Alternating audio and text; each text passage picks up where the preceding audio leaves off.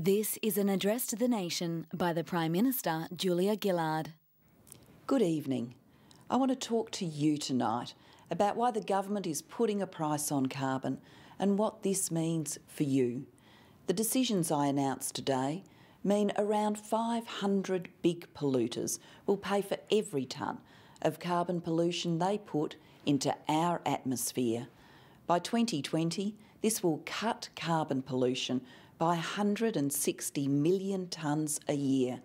And because some businesses will put prices up, there will be tax cuts, increased pensions and increased family payments. We've had a long debate about climate change in this country. Most Australians now agree our climate is changing. This is caused by carbon pollution. This has harmful effects on our environment and on the economy, and the government should act. Economists and experts agree that the best way is to make polluters pay by putting a price on carbon. The first Australian government to announce a plan for a carbon price was John Howard's back in 2007. A lot has happened since then. The debate has been difficult and divisive, and no government, no political party or leader can claim to have got everything right during this time. But we've now had the debate.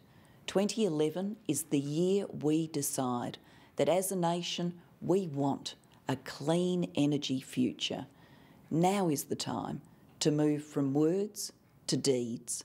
That's why I announced today how Australia's carbon price will work. From 1 July next year, big polluters will pay $23 for every tonne of carbon pollution they put into our atmosphere. They now know how much they will pay unless they cut their pollution. And they can start planning to cut pollution now. By 2020, our carbon price will take 160 million tonnes of pollution out of the atmosphere every year. That's the equivalent of 45 million cars off the road. Some of the cost paid by big polluters will be passed through to the prices of the goods you buy. The price impact will be modest, but I know family budgets are always tight. So I've decided most of the money raised from the carbon price will be used to fund tax cuts, pension increases and higher family payments. These will be permanent, matching the carbon price over time. Not everyone will be financially better off. There's no money tree. The budget has to add up. But I want people who need help most to get the help they need. That's why 9 in 10 households will get a combination of tax cuts and payment increases. For almost 6 million households, this will fully meet your average extra costs. And of these, 4 million Australian households, including every older Australian who relies solely on the pension, will get a buffer for your budget, with the extra payments being 20% higher than your average extra costs. When you have some time, you should have a look at the cleanenergyfuture.gov.au website.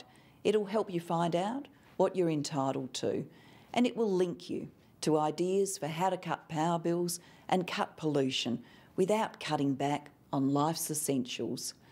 I also understand there's nothing more important to families than having a job. So I've decided we will take special measures to support jobs and keep Australia competitive internationally. And some of the money paid by polluters will also fund billions of dollars of investment in clean technologies like solar, wind and geothermal. All up, the carbon price will support $100 billion worth of investment in renewables in the next 40 years. Putting a price on carbon is a big change for our country. I know we can do it together. Our economy is the envy of the world. We have world-leading renewable technology, a coal industry determined to cut pollution, among the world's richest reserves of natural gas, and we are a confident, creative people. I see a great clean energy future for our great country.